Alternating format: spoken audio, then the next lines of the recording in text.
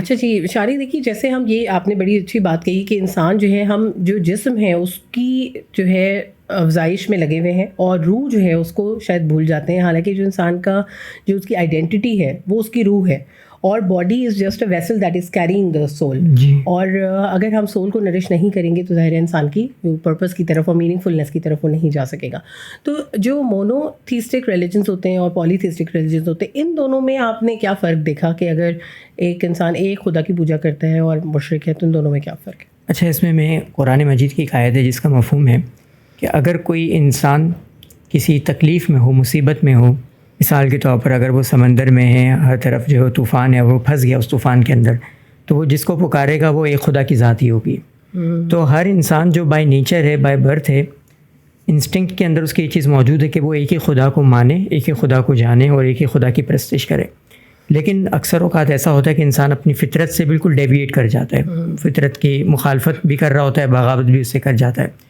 تو یہ جو پولیتھیسٹک جو ہمارے ریلیجنز ہیں جس کو ہم مشرکانہ مذاہب کہتے ہیں، وہ اصل میں فطرت سے بغاوت کا ہی دوسرا نام ہے. ایک یونیورسٹی ہے ووہان یونیورسٹی چائنا میں، اس کے سوشالوجی ڈپارٹمنٹ میں ایک بڑی اچھی ریسرچ ہوئی.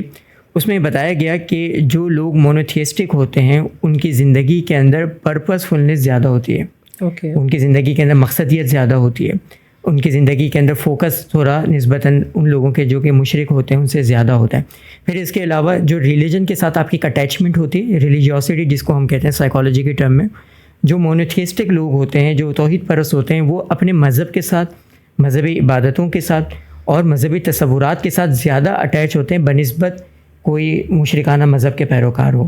تو اگر ہمیں مذہب کو اپنی شخصیت کا، اپنی زندگی کا حصہ بنانا ہے تو اس کا واحد جو راستہ ہے وہ توحید کا ہی تصور ہے. مشرکانہ مذہب کی طرف اگر ہم جائیں گے تو ہمارے ہاں بہت ساری ڈائیورسٹی ہو جاتی ہے، ہماری سوچ ایک جگہ پر فوکس نہیں ہوتی، ہماری زندگی کے اندر معنویت نہیں ہوتی، اور ہماری جو ایک کمٹمنٹ ہوتی ہے نا، جیسے پرسنلی ہر انسان کی کسی نہ کسی کے ساتھ ایک کمٹمنٹ ہوتی ہے،